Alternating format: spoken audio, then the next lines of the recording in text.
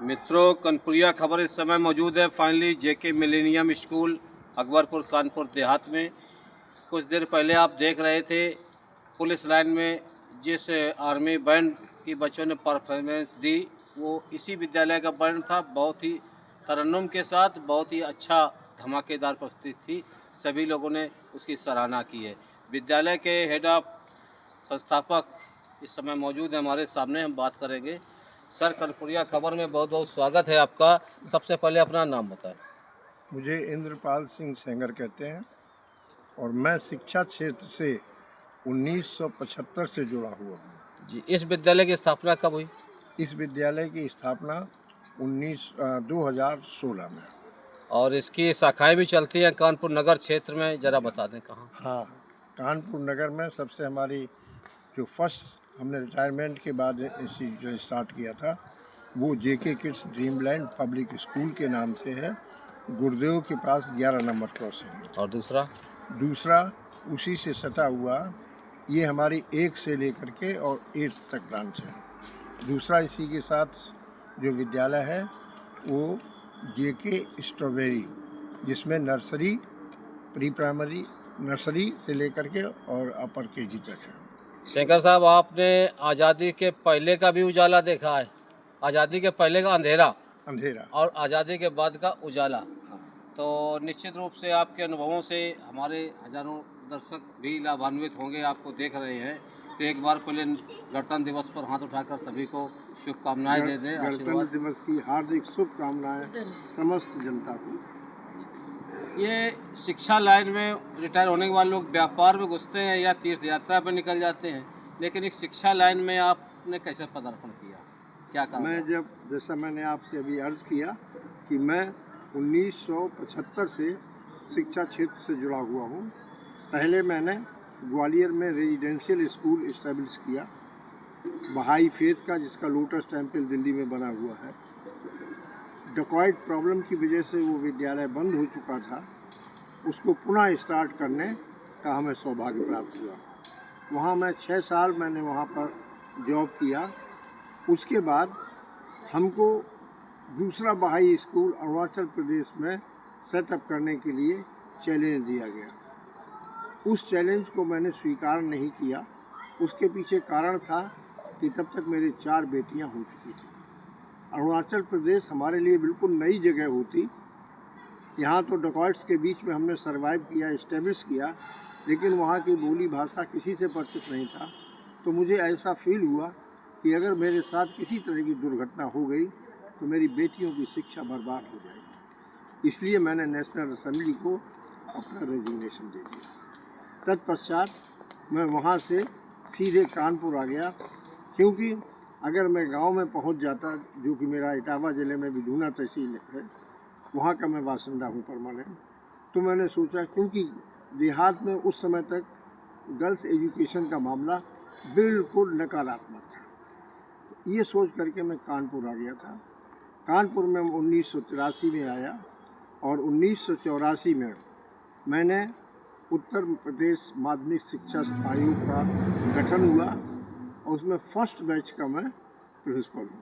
2016 में जिस तरह यहाँ विद्यालय की स्थापना हुई, बगल में टाउन है तो एक तरफ ग्रामीण क्षेत्र भी है दूर दूर तक, और बहुत कम समय में मैं समझता हूँ कि 2016 4 और 4 8 साल, 9वीं साल है ये। 9वीं साल के अंदर अंदर इतने बच्चों की भीड़, इतनी अच्छी परफॉर्मेंस, ये सब कैसे संभव हो पाती है? ये सिर्फ क्योंकि मैं शिक्षा क्षेत्र से जुड़ा रहा हूँ। नवोदय से रिटायर होने के बाद मैं यहीं कानपुर देहात के नवोदय से ही रिटायर हुआ हूँ 2003 31 दिसंबर को। उसके बाद मैंने कानपुर में ब्रांच स्टार्ट की। उसके बाद चूँकि मैंने उसी समय ये ज़मीन खरीद ली थी और उस दौरान मैं नवोदय विद्यालय में मात्र 500 के आसपास फॉर्म भरे जाते थे एडमिशन के। मैंने शायद कानपुर देहात का एक भी प्राइमरी विद्यालय नहीं छोड़ा था जहां मैं गया न हूं, और मैंने वहां के हेड मास्टर से BSA से रिक्वेस्ट की कि साहब नवोदय में एडमिशन के लिए बच्चों को भेजिए। तो उन्होंने, मैंने जब 2003 में, यहाँ मैं 2001 में आ गया था, 2003 में मैं जब रिटायर हुआ हूँ उस साल यहाँ 5,500 बच्चों ने एंट्रेंस की परीक्षा दी थी। निसंदेह दोस्तों, आप सिंगर साहब को सुन रहे हैं। आज समय भी कम है, आगे और भी इनके अनुभवों को आप तक शेयर करेंगे। ये हमारी जिम्मेदारी, कनपुरिया खबर की जिम्मेदारी है। चैनल को लाइक करें, सब्सक्राइब करें और इससे जुड़े रहें। जैसा कि आप जानते हैं कि इसमें नेताओं और राजनीति को तरजीह नहीं दी जाती है। पब्लिक, पुलिस और पर्सनालिटी के लिए ये चैनल बना हुआ है और इससे जुड़ी चीज़ें आपके सामने तक पहुंचती रहेंगी। और आगे फिर बहुत जल्दी हम सिंगर साहब के बीच में होंगे। क्यों सिंगर साहब, बहुत जल्दी हम लोग होंगे, साथ में बसंत पंचमी तक कार्यक्रम होंगे। बिल्कुल होंगे, तो बिल्कुल आप तक पहुंचेंगे। और तब तक के लिए जय हिंद। ये कोई पेशेवर कलाकार नहीं, लेकिन फिर भी समर्पित है आपके प्रति, इसलिए जोरदार तालियों से स्वागत करें इन बच्चों का। Your dedication, hard work, and the magic of your music have not only created melodies but also touched hearts. Your performance has made the Republic Day celebration truly special. We are so proud of you all. Thank you.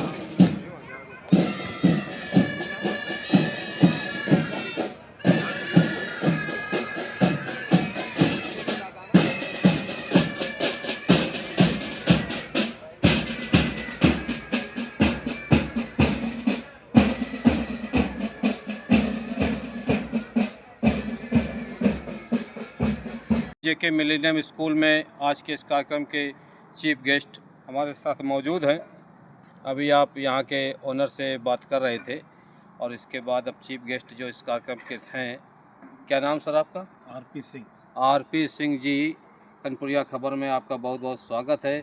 आज का ये कार्यक्रम कैसा लगा विद्यालय का? ये ऐसा है, विद्यालय में जो बच्चों ने प्रोग्राम प्रस्तुत किए ये अविस्मरणीय, अद्वितीय हैं।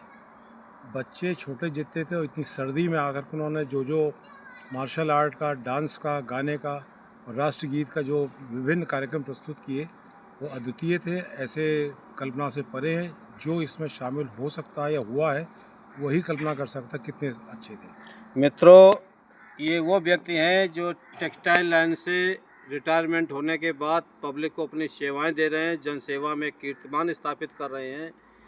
निसंदेह इनसे अभी हमें आपको बहुत कुछ मिलने वाला है समय के साथ। सर, हम ये जानना चाहते हैं कि जो व्यक्ति रिटायर होने के बाद घर बैठ जाते हैं या साधु सन्यासी हो जाते हैं, वो अच्छा है या कुछ करते रहना अच्छा है? देखिए, जीवन में मेरे विचार से कुछ करते रहना चाहिए, समाज सेवा करना चाहिए। और विशेष रूप से स्कूल से यदि आप जुड़ जाते हैं, शिक्षा से जुड़ जाते हैं, तो उसके लिए आगे भारत का भविष्य तैयार होता है।